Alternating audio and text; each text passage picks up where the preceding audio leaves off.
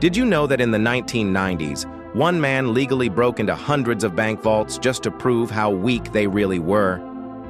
Mark Weber Tobias was a respected locksmith running his security business in Sioux Falls, South Dakota, in 1995. But major banks started hiring him for a terrifying reason. They wanted him to test their supposedly impenetrable vault systems.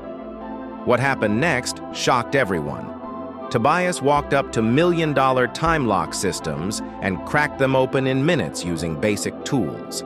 He bypassed electronic locks, manipulated mechanical tumblers, and exploited tiny manufacturing flaws that no one else noticed. Then came his most famous demonstration at a major banking convention. Hundreds of security executives watched as he approached a brand new $2 million vault. In under 90 seconds, it was open. Complete silence filled the room. His revelations forced the entire banking industry to rebuild their security from scratch. He even testified before Congress about how vulnerable America's vaults really were.